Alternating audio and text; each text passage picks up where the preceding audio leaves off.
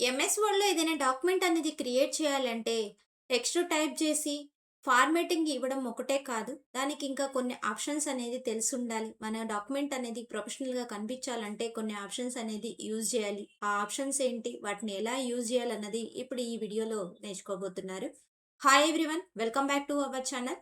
ఈ వీడియోలో page layout ట్యాబ్‌లో ఉన్న ఆప్షన్స్ అనేది మనం డాక్యుమెంట్ అనేది క్రియేట్ చేసుకున్నప్పుడు ఎలా యూజ్ చేయాలన్నది స్టెప్ బై స్టెప్ నేర్చుకోబోతున్నారు. ఈ వీడియోని ఎండ్ వరకు చూస్తే ఈ ఆప్షన్స్ అనేది ఎలా యూజ్ చేయాలన్నది మీరు తెలుసుకుంటారు.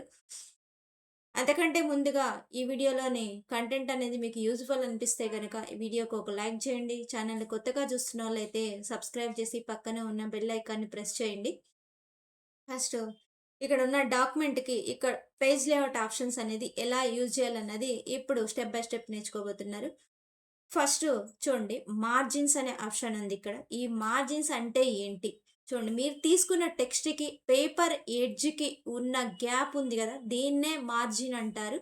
ఇక్కడ మీ టెక్స్ట్ ఎంత దూరం ఉంది, ఇక్కడ ఇది చూడండి, దీనికి మార్జిన్ లాస్ట్‌గా ఉంది గదా! దీనికి మధ్య ఉన్న గ్యాప్ ఉంది. ఈ గ్యాప్ అనేది మనము ఎంత కావాలంటే అంత అడ్జస్ట్‌మెంట్ అనేది చేసుకోవచ్చు. ఇక్కడ మీరు అది తెలియాలంటే ఇక్కడ మార్జిన్స్ అనే ఆప్షన్‌లో ఒక డౌన్ యారో కనిపిస్తుంది, డ్రాప్ డౌన్ లాగా.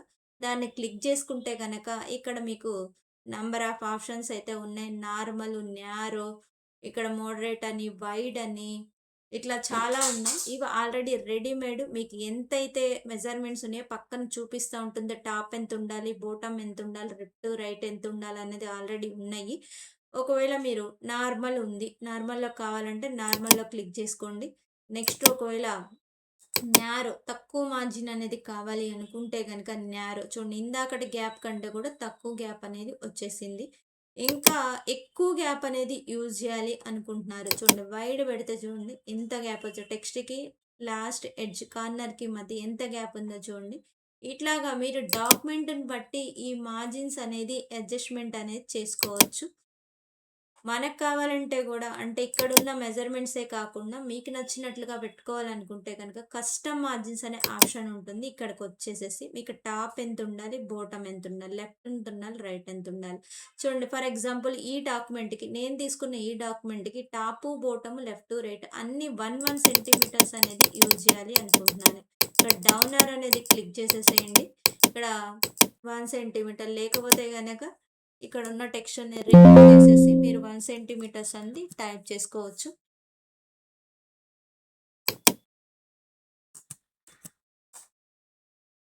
అన్ని డైరెక్షన్‌లో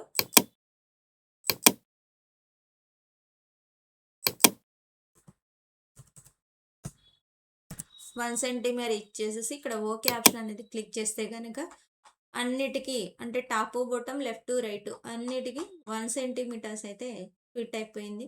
ఈ విధంగా కూడా మనకి కావాల్సిన మార్జిన్స్ అనేది మనం తీసుకోవచ్చు. ఈ కస్టమ్ మార్జిన్స్‌లోకొచ్చేసరికి ఇక్కడ టాపు, బాటము, లెఫ్ట్, రైట్ ఇది మార్జిన్స్ అనేది అడ్జస్ట్‌మెంట్ అనేది చేసుకోవడానికి యూజ్ చేసే ఆప్షన్.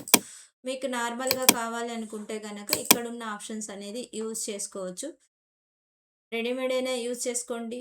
కాకపోతే మీకు కావాల్సిన విధంగా కావాలి అనుకుంటే గనక కస్టమ్‌లోకెళ్ళి మీరు మార్జిన్స్ అనేది అడ్జస్ట్‌మెంట్ అనేది చేసుకోవచ్చు. మీకెంత సైజ్ కావాలంటే అంత సైజ్ నంబరింగ్ అనేది ఇచ్చేసుకుంటే దాని ప్రకారం అనేది వస్తుంది. Next orientation. పేపర్ అనేది వర్టికల్‌గా ఉండాలా? ల్యాండ్‌స్కేప్‌గా? ఇప్పుడు నేను చూపించే పేపర్ అనేది వర్టికల్‌గా ఉంది. ఇట్లా. చూడండి, ఇట్లా హైట్ ఎక్కువుంది, విడ్త్ తక్కువుంది. మీకు విడ్త్ ఎక్కువ, హైట్ తక్కువ ఉండే కూడా తీసుకోవచ్చు. దాన్నే ల్యాండ్‌స్కేప్ అంటారు. చూడండి, ల్యాండ్‌స్కేప్. దీనిలో హైట్ అనేది తక్కువుంటుంది, విడ్త్ అనేది ఎక్కువుంటుంది. మీరు ఒకవేళ టేబుల్స్ అనేది క్రియేట్ చేసినప్పుడు నంబర్ ఆఫ్ కాలమ్స్ అంటే ఎక్కువ కాలమ్స్ ఉన్నాయి. కాలమ్స్ అనేది ఒకటే పేపర్‌లో అడ్జస్ట్‌మెంట్ అనేది అవ్వాలి అనుకుంటే గనక మీరు పేపర్‌ని హారిజాంటల్ ల్యాండ్‌స్కేప్‌లో గనక తీసుకుంటే గనక ఎన్ని కాలమ్స్ ఉన్నా సరే దానిలో ఫిట్ చేసుకోవచ్చనమాట. పోర్ట్రైట్‌లో ఏందంటే హైట్ ఎక్కువుంటుంది. నెక్స్ట్ విడ్త్ అనేది తక్కువుంటుంది. ఏదైనా పారాగ్రాఫ్స్ ఇట్లాంటి వాటికైతేనేమో పోర్ట్రైట్ యూజ్ చేయడం మంచిది. మీరు కాలమ్స్ ఎక్కువ తీసుకున్న అట్లాంటి వాటికి వైట్ టేబుల్స్ వాటికి ల్యాండ్‌స్కేప్ అనేది యూజ్ చేసుకుంటే నీట్‌గా ఉంటుంది మీ డాక్యుమెంట్ అనేది. Next most important paper size. మనం డాక్యుమెంట్ క్రియేట్ చేసుకున్న తర్వాత ప్రింట్ అనేది మెయిన్ ఇంపార్టెంట్. ప్రింట్ తీసుకుంటూ ఉంటాం గదా! మనం తీసుకున్న ప్రింట్ అనేది ఒకటే పేపర్‌లో రావాలి. పేపర్‌లకు స్ప్లిట్ అవ్వకూడదు. అలాగంటే పేపర్ సైజ్ అనేది తీసుకోవాలి. మనం తీసుకున్న డాక్యుమెంట్ సైజు, ప్రింట్ తీసుకున్న డాక్యుమెంట్ సైజ్ అనేది సేమ్‌గా ఉండాలి. ఎక్కువ మనకు దొరికే పేపర్ సైజ్ ఇస్తే ఏ4 సైజ్ అనేది దొరుకుతుంది. ఏ4 సైజ్‌లోనే ప్రింటింగ్ జిరాక్స్ షాపుల్లో వాటిలో ఉండేది ఏ4 సైజు. ఇంకా ఎక్కువ చూసుకోవాలంటే లీగల్ ఉంటుంది. లేకపోతే ఏ3 ఇట్లాంటియనేది ఎక్కువ చూస్తూ ఉంటాము. మీ డాక్యుమెంట్ అనేది దేనిలో క్రియేట్ చేసుకుంటే మన ప్రింట్ గూడా దాంట్లోనే తీసుకోవాలి గాబట్టి పేపర్ అవైలబిలిటీని బట్టి డాక్యుమెంట్ అనేది క్రియేట్ చేసుకోవాలి. దాని సైజు గూడా చూసుకోండి. ఏ4 అనేది ఎక్కువ యూజ్ చేసే సైజ్ వచ్చేసరికి పేపర్ సైజు ఏ4. ఇది సైజెస్ గురించి. నెక్స్ట్ ఇక్కడ కాలమ్స్ అనేది ఉంది. చూడండి లైన్ బై లైన్ ఉంది. ఇక్కడ ఒక లైన్ అయిపోగానే లైన్ వచ్చేసింది. దీన్ని సింగిల్ కాలమ్ అంటారు. అలా కాకుండా పేపర్‌కి ఇటొక హాఫ్, ఇటొక హాఫ్ మధ్యలో గ్యాప్ అనేది రావాలి అనుకుంటే గనక ఇక్కడ కాలమ్స్ ఆప్షన్‌లోకెళ్ళి తీసుకోవాలి. చూడండి ఇక్కడ ఫస్ట్ మనం యూజ్ చేసిన ఆప్షన్ 1 కాలమ్. 2 కాలమ్స్ పెడితే చూడండి మ్యాటర్ అనేది స్ప్లిట్ అయిపోయింది చూడండి. హాఫ్ పేపర్‌కి ఇటొక హాఫ్, ఇటొక హాఫ్ వచ్చింది. అదే విధంగా 3 కాలమ్స్ తీసుకోవాలనుకోండి చూడండి 3 కాలమ్స్ ఆప్షన్స్. నెక్స్ట్ ఒక లెఫ్ట్ సైడ్ తక్కువ మ్యాటర్ ఉండి, రైట్ సైడ్ ఎక్కువ మ్యాటర్. ఇట్లాంటి ఆప్షన్స్ కూడా యూజ్ చేస్తుంటారు. రైట్ సైడ్ ఎక్కువ, లెఫ్ట్ సైడ్ తక్కువ ఉన్న ఆప్షన్ గూడా యూజ్ చేసుకోవచ్చు. ఇట్లాంటి కాలమ్స్‌లో ఇట్లా మ్యాటర్‌ని స్ప్లిట్ చేసుకోవాలి అనుకుంటే కాలమ్స్ అనే ఆప్షన్‌లో యూజ్ చేసుకోవాలి. నెక్స్ట్ ఇప్పుడు 2 కాలమ్స్ యూజ్ చేసిన. ఈ కాలమ్ మధ్యలో ఏదైనా లైన్ అనేది యూజ్ చేయాలి అనుకుంటున్నాను. మ్యాటర్ గ్యాప్ కాకుండా లైన్ అనేది రావాలి. ఆ లైన్ యూజ్ చేయాలి అనుకుంటే గనక మోర్ కాలమ్స్‌లోకెళ్ళిపోండి. ఇక్కడ లైన్ బిట్వీన్ అని ఉంది గదా! ఈ లైన్ బిట్వీన్ మీద టిక్ మార్క్ అనేది ఇచ్చేసేసి ఓకే ఆప్షన్ క్లిక్ చేస్తే గనక కాలమ్‌కి మధ్యలో ఒక లైన్ గూడా మీరు డ్రా చేసుకోవచ్చనమాట. ఇది లైన్ అనేది రావాలి అనుకుంటే గనక కాలమ్స్‌లో మోర్ కాలమ్ ఆప్షన్‌లోకెళ్ళేసేసి ఇక్కడ లైన్ బిట్వీన్ అనే టిక్ మార్క్ ఇచ్చేసి ఓకే ఆప్షన్ క్లిక్ చేస్తే లైన్ అనేది వస్తుంది. మళ్ళీ మీకు లైన్ అవసరం లేదనుకుంటే గనక మోర్ కాలమ్స్‌లోకెళ్ళి టిక్ మార్క్ తీసేసేసేయండి. ఓకే ఆప్షన్ క్లిక్ చేయండి. లైన్ అనేది పోతుంది. మళ్ళీ కాలమ్ అనేది 1 కాలమ్‌లోకి రావాలంటే 1 కాలమ్ మీద క్లిక్ చేసేసుకోండి. 1 కాలమ్‌లోకొస్తాం. ఇది కాలమ్ ఆప్షన్స్ గురించి. నెక్స్ట్ ఇక్కడ బ్రేక్స్ అనేది ఉంది. ఇక్కడ క్లిక్ చేసుకుంటే గనక మీకు పేజ్ బ్రేక్స్ ఉంది. సెక్షన్ బ్రేక్స్ ఉంది.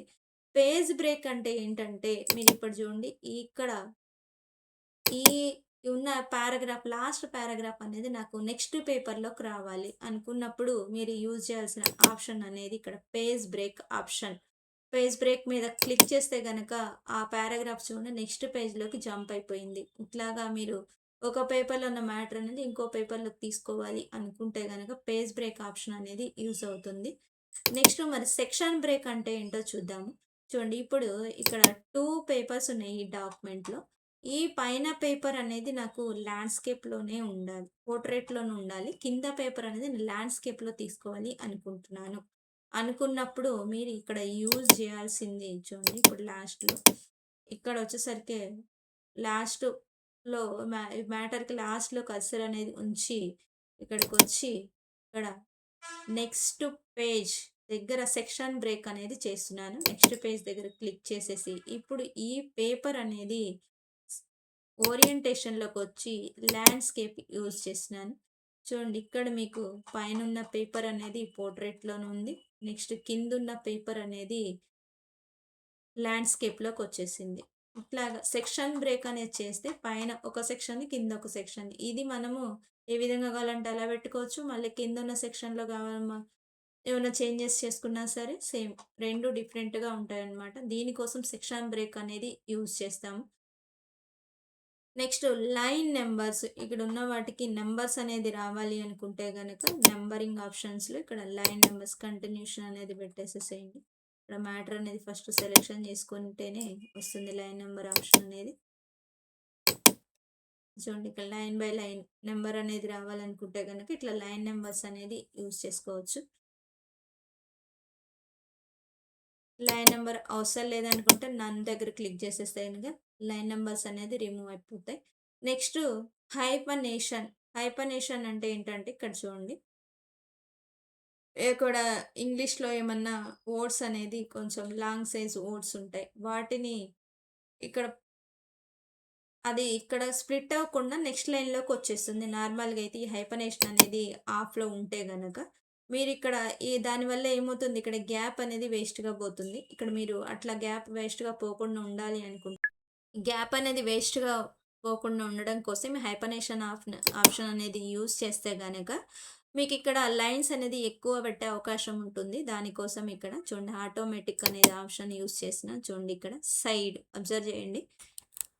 చూడండి, ఇక్కడ సైడ్ పక్కనే చూడండి ఒక లైన్ వచ్చింది చిన్నది.